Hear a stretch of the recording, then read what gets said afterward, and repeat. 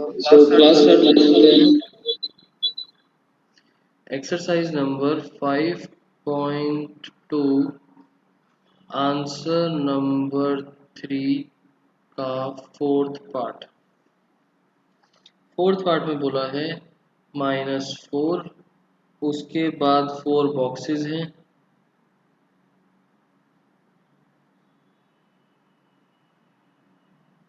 और उसके बाद है 6। तो this is second term, third term, fourth term and fifth term.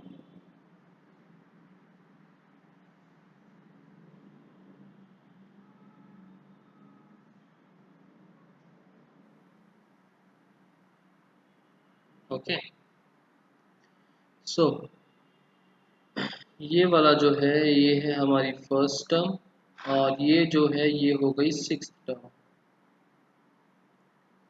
Therefore A1 मतलब कि A है -4 और A6 का मतलब A plus 5D is equals to 6।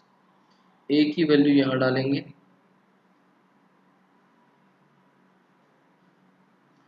That means -4 plus 5D is equals to 6। 4 उस साइड जाएगा, 5D की वैल्यू आ जाएगी 10 और यहाँ से D की वैल्यू आ जाएगी 2। D की वैल्यू 2 आ गई। अब तो बस हमको A2 A3 A4 वगैरह निकालना है। 2 2 2 ऐड करते जाओ, ये बनेगा आपका -2 0 2 4 और फिर आ गई 6। जब आप कैलकुलेट करोगे तो आपको समझ में आ जाएगा। जैसे कि A3 कैलकुलेट करके दिखा देता हूँ।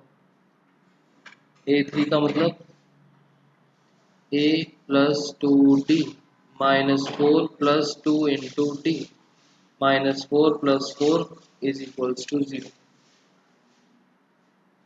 ठीक है,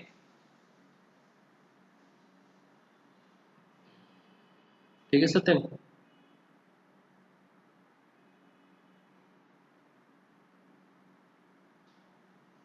ओके, हम आगे चलते हैं। मैंने आपको होमवर्क 10 तक तो दे दिया था, आप लोगों ने कर लिया होगा 10 तक होमवर्क। हम आते हैं आंसर नंबर 11th क्वेश्चन में बोला which term of the AP, which term हमें निकालनी है, टर्म कौन सी है एपी के अंदर। एपी है हमारे पास 3 15 27 39 dot dot dot will be 132। ये जो टर्म है दिस इज 132। आगे लिखा है मोर देन, अच्छा 132 मोर देन, ये आपने लीनियर इक्वेशंस में करा है। 132 मोर देन का मतलब कुछ एक चीज है उससे 132 ज़्यादा, और वो क्या चीज़ है 54th टर्म। 54th टर्म से 132 ज़्यादा कौन सी टर्म होगी। समझ में आया क्वेश्चन। इस एपी के अंदर 54th टर्म में अगर 132 ऐड कर दिया जाए तो वो कौन सी टर्म होगी। ओके, तो सबसे पहले A54 निकालना पड़ेगा, 132 ऐड करेंगे, 132 ऐड करने के बाद जो आएगा दैट विल बी, ये आपका आएगा AN और ये N की वैल्यू हमें करनी है फाइंड आउट कि ये कौन सी N की वैल्यू है। क्वेश्चन समझ में आ गया। तो इस AP में हमारे पास A क्या है 3, D बताओ जल्दी से D की वैल्यू क्या है।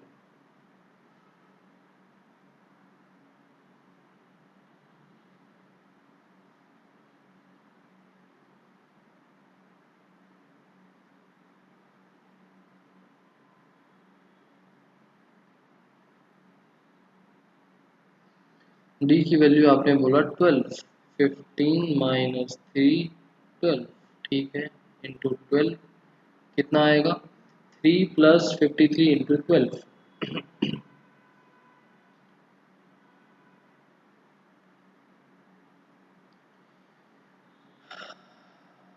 530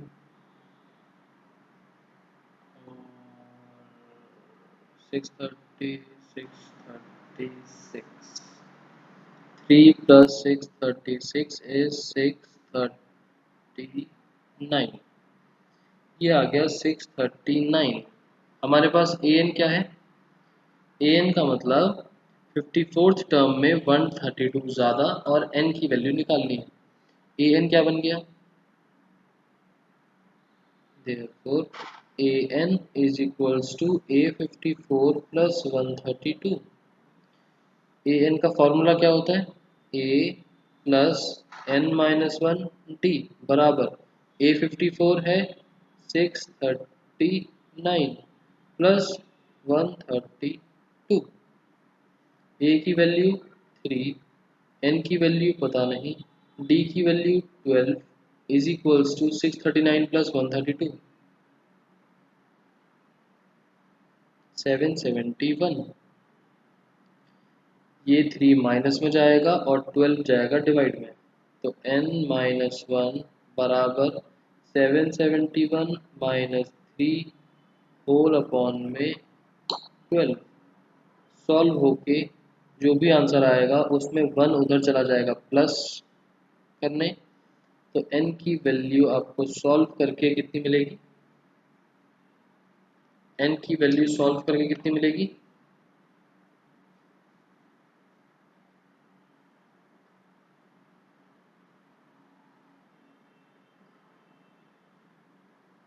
सिक्सटी फाइव, n की वैल्यू आ गई 65। मतलब जो हमसे क्वेश्चन पूछा था कि find which term is 54th term में 132 ज़्यादा, मतलब कि अगर मैं 54th टर्म में 132 ऐड कर देता हूँ तो वो मेरे पास 65th टर्म बन जाएगी। क्वेश्चन क्लियर, आगे चले।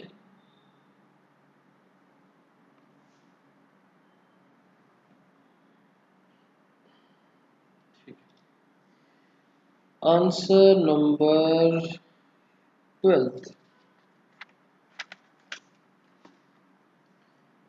12th क्वेश्चन में हमसे बोला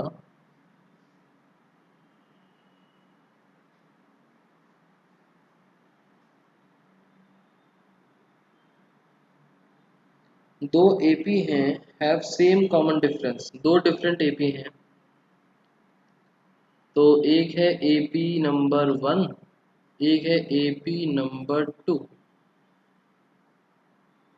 हैव सेम कॉमन डिफरेंस, तो इनकी फर्स्ट टर्म ये A1 मान लेते हैं, यहाँ A1 मान लेते हैं, A1 A2 A3 इस तरीके से चल रहा है AN तक, यहाँ A1 capital A2 capital A3 till capital AN। यहाँ पर जो कॉमन डिफरेंस आएगा D इज इक्वल्स टू, मतलब यहाँ पर जो भी कॉमन डिफरेंस आएगा उसको मान लेते हैं same, common difference is equals to D, small D ही ले लिया मैंने, कैपिटल और स्मॉल का डिफरेंस नहीं रखा, कैप इसमें बोला common difference is same, same होने का मतलब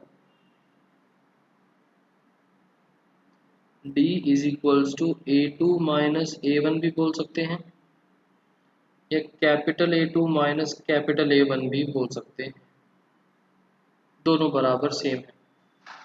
उसके बाद क्वेश्चन में है the difference between their 100th terms is 100, what is the difference between their 1000 terms. अच्छा, एक और चीज गिवन है, डिफरेंस बिटवीन देयर 100 टर्म्स, पहली वाली एपी की 100 टर्म माइनस दूसरी वाली एपी की 100 टर्म का डिफरेंस है 100, ये है गिवन। तो दोनों की 1000 टर्म का डिफरेंस क्या होगा। Question clear. Common difference same है, दोनों की 100th टर्म का डिफरेंस इज 100, तो दोनों की 1000th टर्म का डिफरेंस क्या होगा। तो सबसे पहले तो इसी को पिक करते हैं, इसको A100 का मतलब A plus 99D minus capital वाला है तो इसमें यहाँ A1 प्लस 99D तो नॉर्मल लिख सकता हूँ, दोनों डी बराबर है, इज इक्वल्स टू 100। तो यहाँ से क्या बन गया, ब्रैकेट्स ओपन करें, A minus A 99D gets cancelled is equals to 100। ये बन गई हमारी इक्वेशन नंबर 1। अब हम इस सेकंड वाली इक्वेशन को जो हमको सॉल्व करना है इसको पिक करते हैं। यहाँ से क्या बनेगा, स्मॉल a है तो a plus 999d minus capital A plus 999d is equals to, तो निकालना है तो नीचे लिखते हैं, ब्रैकेट ओपन करा हमने, a plus 999d minus capital A minus 999d, 999d gets cancelled, बचा small a minus capital A। Equation number 1 में था, इसका मतलब 100 यूजिंग इक्वेशन 1, मतलब कि दोनों की 1000 टर्म का डिफरेंस भी आया 100।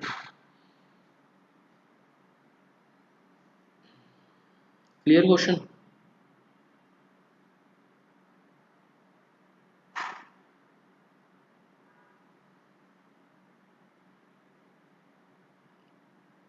Okay,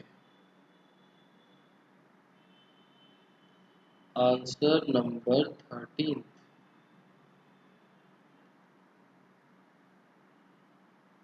how many 3 digit numbers are divisible by 7। How many numbers मतलब कि हमें निकालना है नंबर ऑफ टर्म्स कितनी है,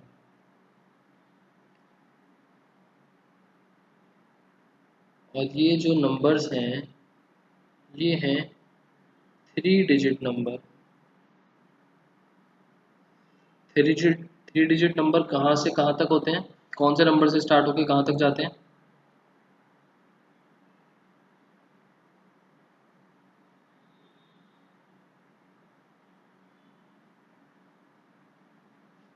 100 से 999, ठीक है, 100 से 999।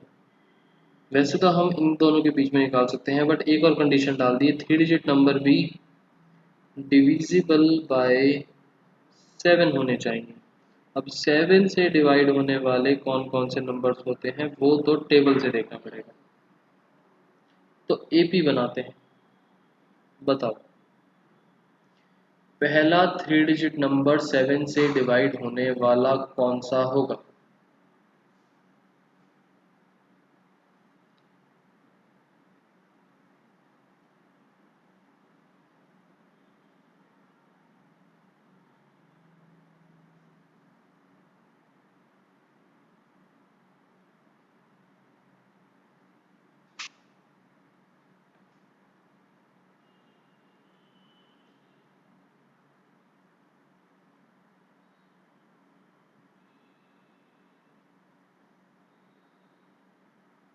वन, ज़ीरो और आगे एक नंबर छोड़ देते हैं कि 100 से कोई बड़ा नंबर हो। 7 से करा डिवाइड, सबसे पहले 7 वन ज़ा 7, यहाँ पर एक डिजिट और आनी है, माइनस करा 3, ये कैरी फॉरवर्ड होगा। यहाँ पर ऐसा क्या नंबर लगाऊं, यहाँ पर ऐसा क्या नंबर कैरी फॉरवर्ड करूं कि मेरे को रिमाइंडर 0 मिल जाए।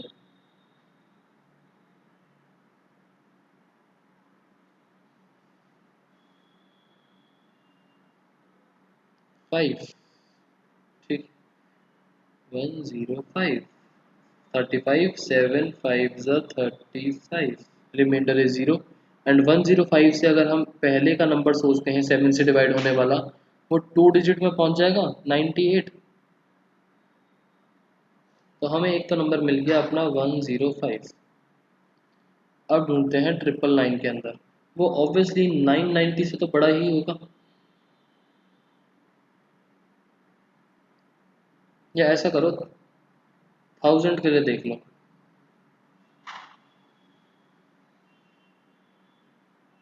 1000,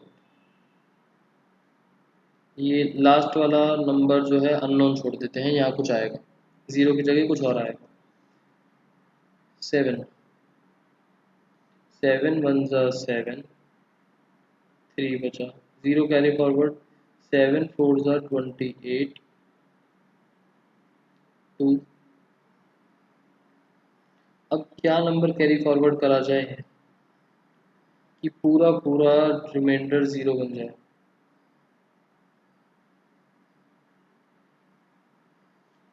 और छोटा नंबर बनाना है, ऐसा नहीं कि बहुत बड़ा बन जाए। 1, देखो यहाँ पर आप 21 भी बना सकते हो, 28 भी बना सकते हो, बट मुझे 1000 से बिल्कुल क्लोज में चाहिए, तो मैंने लगा दिया 1। 21 3 21। अब ये तो 4 डिजिट नंबर हो गया, वैसे तो 3 डिजिट नंबर कौन सा हो गया 1000 से छोटा।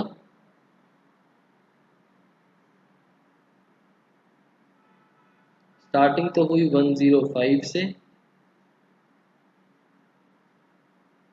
और एंडिंग कहाँ पर होगी 998। सत्यम 998 के बाद 101, 101 7 से डिवाइड हो रहा है, 1001। इससे पहले कौन सा नंबर होगा जो 7 से डिवाइड हो रहा होगा, उल्टी काउंटिंग करके देखो 7, 994।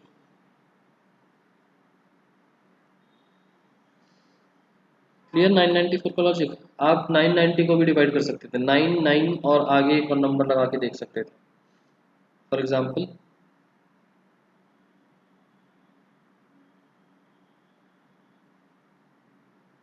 9 9 और थर्ड नंबर देखते हैं, 7 से करा डिवाइड, 7 1 7, 29, 7 4 28, बचा 1। क्या कैरी फॉरवर्ड करें कि पूरा पूरा डिवाइड हो जाए, और बड़े से बड़ा नंबर 1 के आगे और क्या लग सकता है, 14 बन सकता है, और 14 के बाद तो 21 आ जाता है, तो हम सिर्फ 4 ही लगा सकते हैं और कुछ नहीं। 7 2 14, 994। तो दोनों में से जो भी आपको ठीक लगता है वो आपकी मर्जी।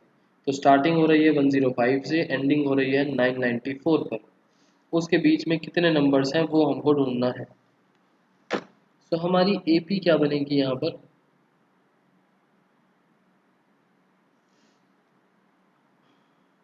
एपी बन जाएगी 105, नेक्स्ट नंबर होगा 112, नेक्स्ट नंबर होगा 119, और ये एंडिंग होगी 994 पर।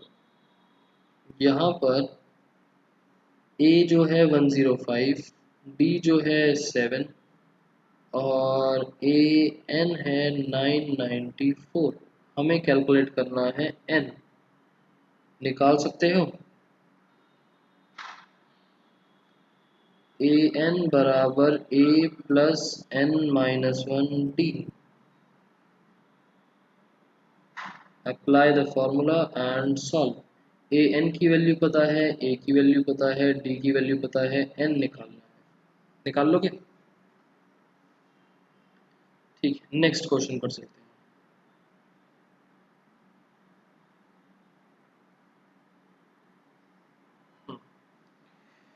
आंसर नंबर 14, 14 भी ऐसा सही है। How many multiples of 4, how many multiples of 4, 4 के मल्टीपल्स बिटवीन 10 एंड 250। तो एपी बताओ जल्दी से, 10 और 250 के बीच में, 10 और 250 के बीच में 4 के मल्टीपल्स, 4 से डिवाइड होने वाले नंबर्स जो 4 की टेबल में आते हैं, पहला नंबर कौन सा होगा?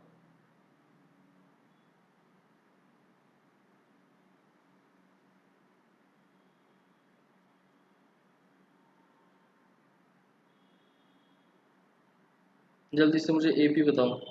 12, नेक्स्ट नंबर 16 और लास्ट नंबर बताओ, लास्ट नंबर क्या होगा 250 से छोटा? 10 और 250 के बीच में मतलब कि 10 एंड 250 नॉट इंक्लूडेड, 250 से जस्ट छोटा लास्ट नंबर कौन सा होगा?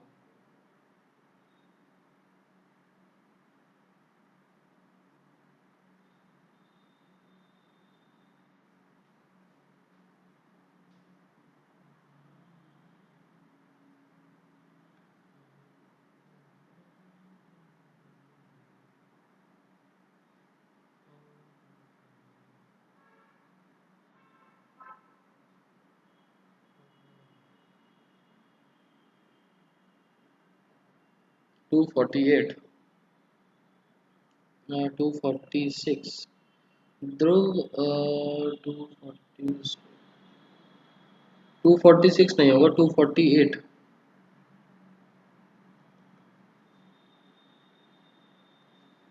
ऊपर वाले क्वेश्चन की तरह n की वैल्यू निकालनी है।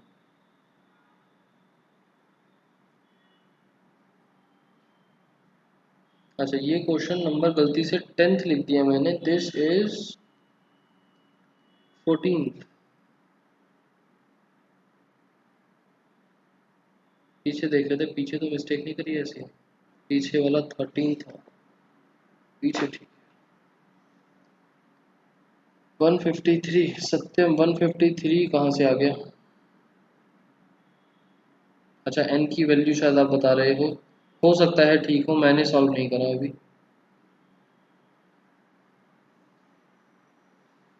15th, for what value of n are the nth terms equal? Okay, 15th भी थोड़ा अलग सा क्वेश्चन है। 15th में क्या बोला है, दो एपी दे रखी हैं हमको। एपी नंबर 1 है 63, 65, 67 dot dot dot. AP number 2 है 3, 10, 17 डॉट डॉट डॉट। और हमको बोला ऐसी n की कौन सी वैल्यू है सच दैट कि पहले वाली को अगर मैं स्मॉल नाम देता हूँ ए एन, ये बराबर हो दूसरी वाली nth टर्म की, कि दोनों की एंडिंग टर्म nth टर्म बराबर आ जाए तो n की क्या वैल्यू होगी। उसके लिए तो दोनों nth टर्म जो ए एन वाले फॉर्मूलेज हैं उन दोनों को इक्वल पुट कर देंगे तो आंसर निकल जाएगा। निकल सकता है, नहीं निकल सकता?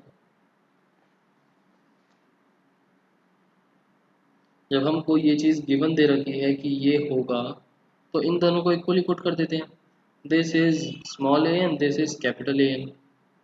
हम क्वेश्चन की स्टार्टिंग करते हैं यहीं से।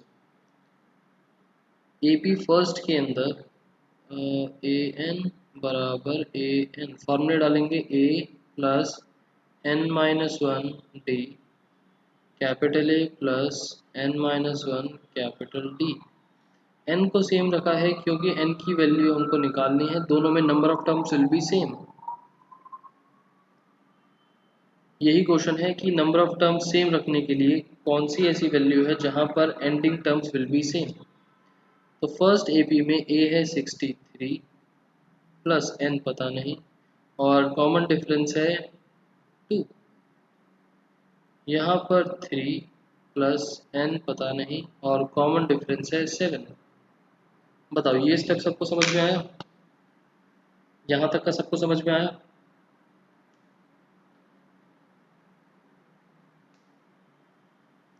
जल्दी से बताओ, यहाँ तक का सबको समझ में आ गया? ठीक। इसके बाद तो बस सॉल्विंग बची है और कुछ भी नहीं बचा। सॉल्विंग देख लो किस तरीके से करती है। 63 प्लस 2n-2, 3 प्लस 7n-7। तो 63 माइनस 2 होता है 61 प्लस 2n। 3 माइनस 7 होता है -4 प्लस 7n। तो 2n को उस साइड भेजेंगे, -4 इस साइड भेजेंगे। 61 plus 4 65 is equals to 2n उधर भेजेंगे माइनस में 5n। यहाँ से हमें n की वैल्यू कितनी मिलेगी? 13। मतलब 13th टर्म के लिए अगर दोनों एपी में हम नंबर ऑफ टर्म्स 13 रखते हैं तो हमें एंडिंग टर्म्स सेम मिल जाएंगी। ओके।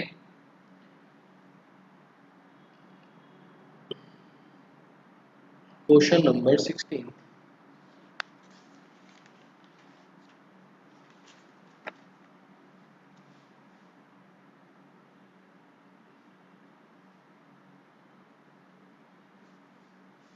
डिटरमाइन करो ए पी जिसकी थर्ड टर्म 16 है, हमें निकालनी है ए पी। बताओ, ए पी ही नहीं दिया, ए डी वगैरह की वैल्यू पता नहीं चलेगी।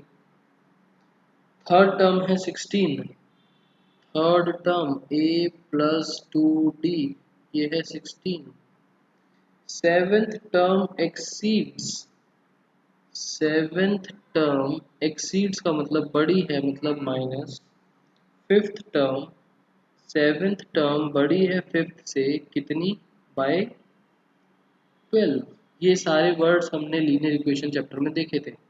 इसको फर्स्ट इक्वेशन मार्क करो, इसको थोड़ा सा सॉल्व करेंगे। a plus 6d minus a plus 4d is equals to 12। Brackets open, a से a cancel, a plus 6d minus a minus 4d is equals to 12। a से a cancel, 2d is equals to 12, d की value आ गई 6। d की value अगर हम first equation में put कर देते हैं तो हमें a की वैल्यू क्या मिलेगी? a की वैल्यू बताओ।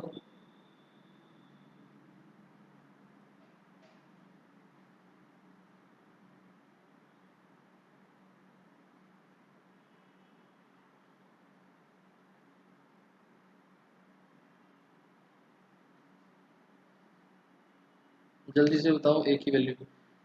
एक आंसर आया 4, d की वैल्यू है 6, तो 12 और 4, ठीक है 4। a की वैल्यू आ गई 4।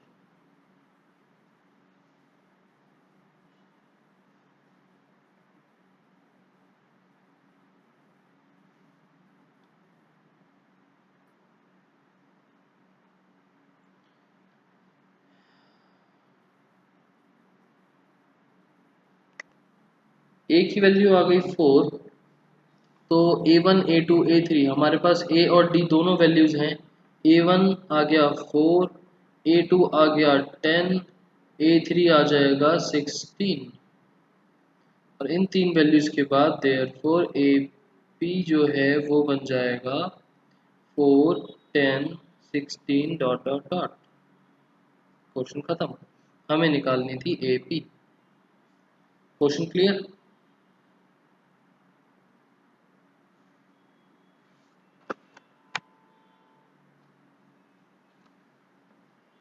Okay. Question number 17।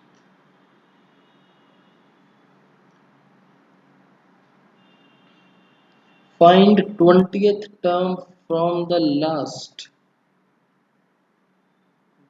A P given है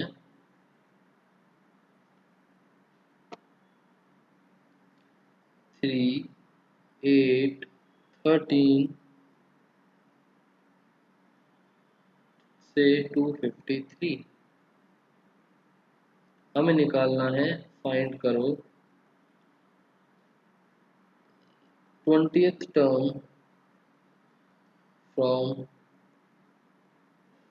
लास्ट। बताओ। A20 का मतलब तो हो गया स्टार्टिंग से 20th टर्म, हमें लास्ट से 20th टर्म निकालना है। अब क्या करें?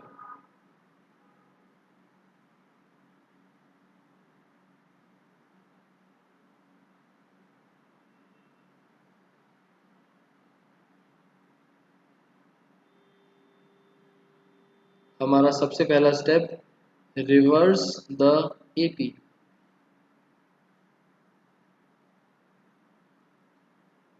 रिवर्स द एपी,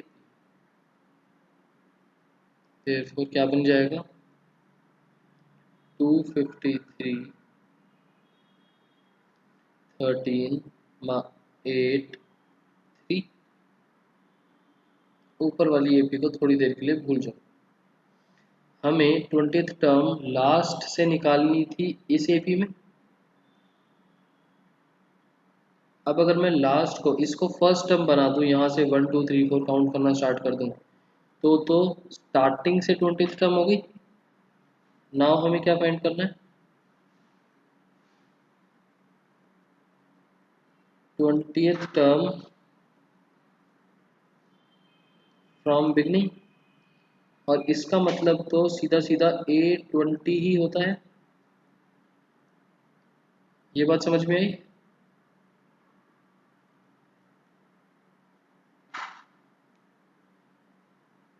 एपी को ही उल्टा घुमा दिया तो जो लास्ट से हमको टर्म्स निकालनी थी वो अब स्टार्टिंग से बन गई, और हम जो A20 A5 A10 वगैरह पढ़ते हैं वो सारी चीज़ें स्टार्टिंग से होती हैं।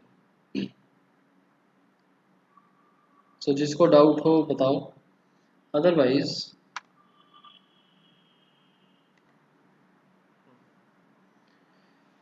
हम ओरिजिनल एपी को भूल के रिवर्स एपी पे काम करते हैं। हेयर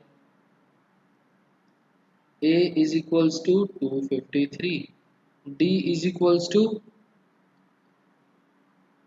बाद वाली टर्म माइनस पहले वाली टर्म, 8 माइनस 13 माइनस 5। हमें 20th टर्म निकालनी है। A20 is equals to A plus 19D, 253 plus 19 into minus 5। इसको आप इजीली कैलकुलेट कर सकते हो, और ये जो भी वैल्यू आएगी आप इसको क्या बोलोगे लास्ट में कंक्लूजन में? देयरफॉर, यही लगा रहा हूँ जो भी आया यहाँ पर, is the 20th term from the last. क्योंकि ओरिजिनल एपी तो हमको कुछ और दी थी ना, तो हम कंक्लूजन में लिख देंगे कि ये जो वैल्यू है ये 20th टर्म है लास्ट से। यहाँ तक क्लियर? चलें आगे।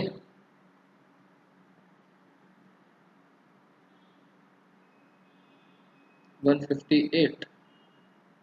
चलो जो भी आया, कंसेप्ट समझ में आ गया ना? ये वैल्यू तो कैलकुलेट कर ही लोगे आप, वैल्यू कैलकुलेट करने में दिक्कत नहीं है।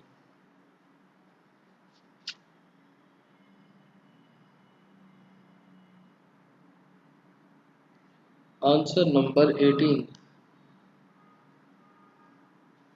18th क्वेश्चन में बोला sum of 4th and 8th terms of AP.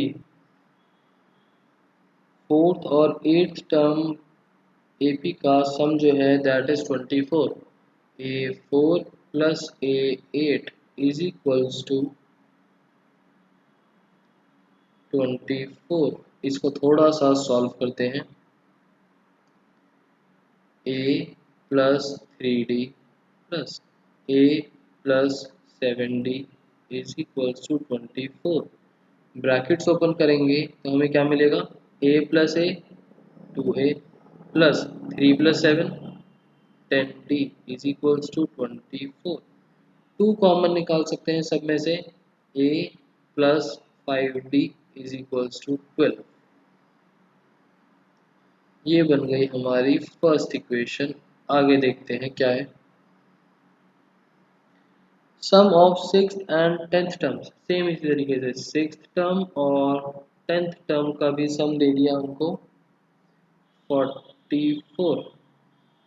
Open करेंगे, a plus 5d a plus 9d is equals to 44, 2a plus 14d is equals to 44, 2 common लिया, a plus 7d is equals to 22, इसको mark कर दिया second equation. हमें निकालनी है first three terms of AP.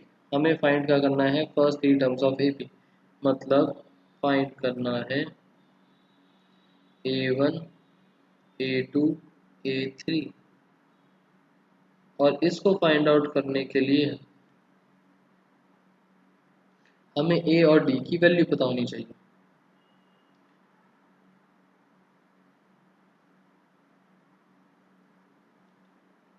Solve equation 1 and 2 and find a and d, और a और d की वैल्यूज आने के बाद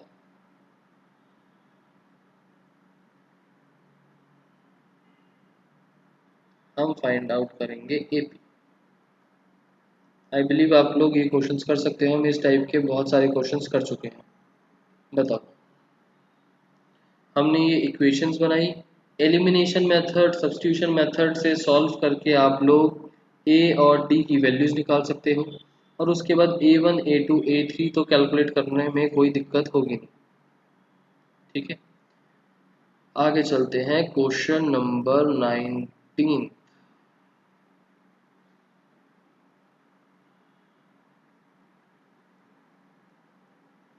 19th क्वेश्चन में क्या बोला है, सुब्बाराव स्टार्टेड वर्क इन 1995।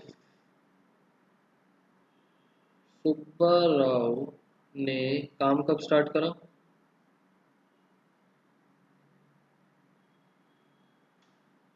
1995 में।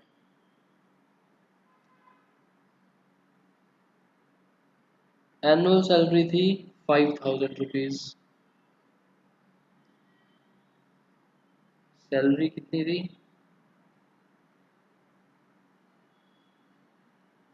रुपीज 5000, और ये एनुअली है, मतलब एक साल की। Received an increment of 200 each year.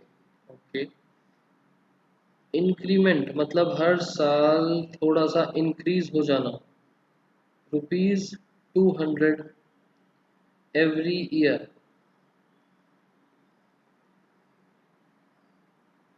Okay, in which year, तो फाइंड करना है ईयर कौन सा होगा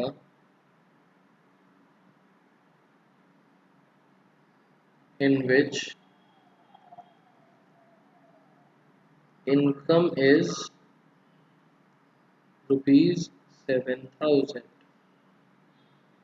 क्वेश्चन समझ में आया, कि मान लो एक पर्सन है सुब्बा राव, उन्होंने 1995 में काम स्टार्ट करा, 5000 रुपीज मिलते थे एक साल के, और हर साल 200 200 200 करके इंक्रीज होते रहते थे। तो कौन से ईयर में उनकी सैलरी 7000 पहुंच जाएगी। मतलब अगर मैं डायग्रामेटिकली बनाऊं, 1995, फिर 1996, फिर 1997, फिर 1998, और इस तरीके से चलता रहेगा, और ये कौन सा ईयर बनेगा, 1995 में उन, ये है ईयर्स, और ये है इनकम। पहले उनको मिलते थे 5000, फिर 200 इंक्रीज हुए 5200, फिर 200 इंक्रीज हुए 5400, फिर 200 इंक्रीज हुए 5600, और ये चलते चलते 7000 बन गए। कौन से ईयर में,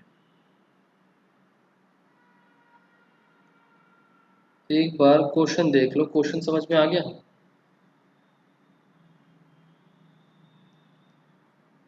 हमें ये ईयर निकालना है कौन सा होगा।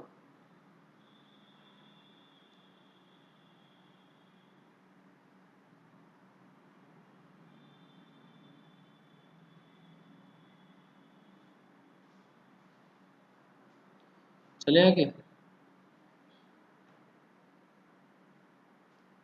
तो यहाँ पर इसको सॉल्व करते हैं। Here A is equals to 5000, D is equals to 200, AN is equals to 7000 और हमें निकालना है N। जल्दी से फॉर्मूले में डाल के N की वैल्यू निकालो, क्या बनी A plus N minus 1D। जल्दी से मुझे N की वैल्यू बताओ क्या आएगी।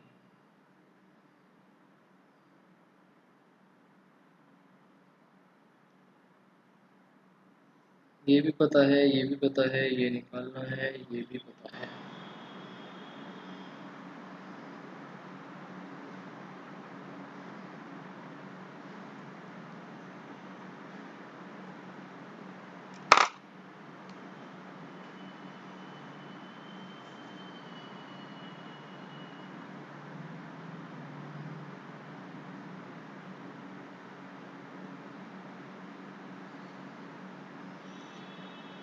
बताओ सत्यम। चलो,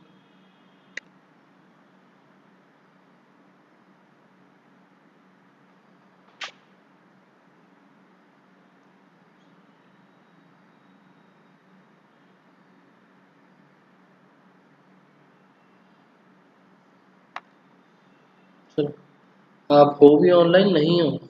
N की वैल्यू आएगी 11। N की वैल्यू 11 है, हमसे पूछा है कौन सा साल, कौन सा ईयर। N की वैल्यू 11 है, ईयर बताओ कौन सा हुआ।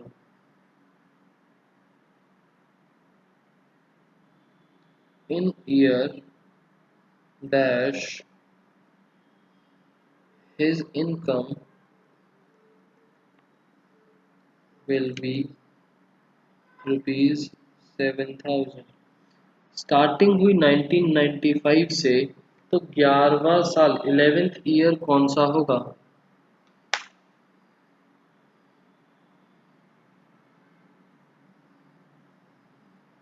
2006। फिंगर्स पे काउंट करके देखो, 2005। 11th year, first 1995, 96, 97, 98, 99, 2000, 2001, 2, 3, 4 and 11th is 2005।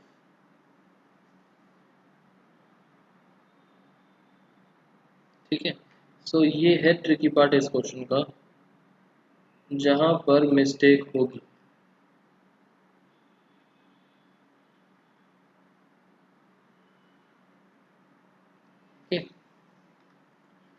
Last question इस एक्सरसाइज का 20th।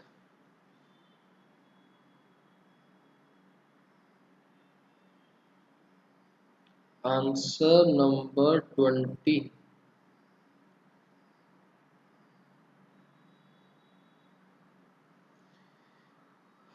रामकली।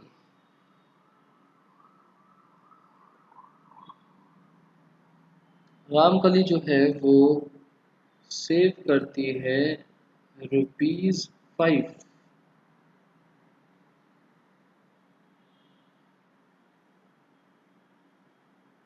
वीकली। हर हफ्ते ₹5 सेव करती है और इंक्रीज करती रहती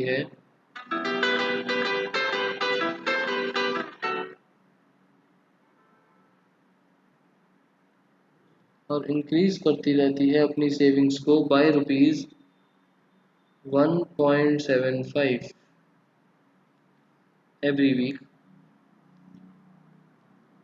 वीक। 1.75 से सेविंग्स बढ़ा देती है अपनी। If the nth week her weekly savings become this, find n। Okay, तो फाइंड करो n when her savings is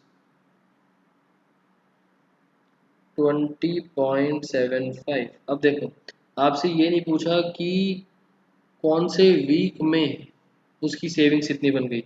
अगर कौन से वीक में पूछा होता तो पीछे वाले क्वेश्चन की तरह फिंगर्स पे काउंट करना पड़ता या सोचना पड़ता कि एक कम या ज़्यादा तो नहीं है। एन की वैल्यू पूछी है, सीधा सीधा बता देंगे। एन की वैल्यू पूछी है, सीधा सीधा बता देंगे।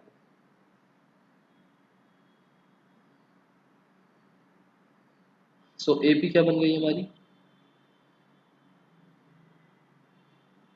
पहले वीक में 5 रुपये, उसके बाद 1.75 बढ़ाया 6.75, उसके बाद नेक्स्ट टर्म कौन सी होगी आप बताओ, और लास्ट में है 20.75। थर्ड टर्म बताओ मेरे को जल्दी से।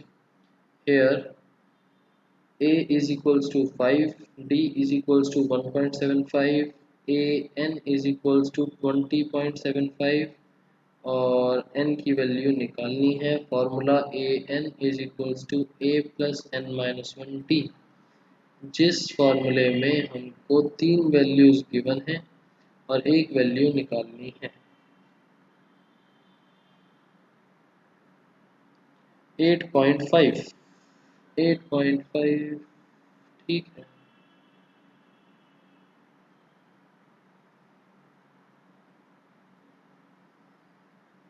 अच्छा 8.5 सत्यम, एन की वैल्यू 8, चलो जो भी आएगी एन की वैल्यू आपने निकाल ली तो ठीक है। सो इसके साथ हमारी exercise complete and next exercise को हम नेक्स्ट क्लास से देखेंगे, फिलहाल नहीं। एंड वो भी काफ़ी लेंदी एक्सरसाइज है, काफ़ी सारे क्वेश्चंस हैं। होमवर्क दे देता हूँ। एक्सरसाइज 8.2, ऑल क्वेश्चंस जो भी बचे हुए हैं, ऑल क्वेश्चंस। और आपका जो टेस्ट होगा संडे को 5 जुलाई को, उसमें आपका यही चैप्टर आएगा, चैप्टर नंबर 5। और आज जो क्वेश्चंस मैंने करवाए हैं वो भी दोबारा से करने हैं, क्योंकि वो क्वेश्चंस मैंने करवाए हैं, खुद से करके देखो।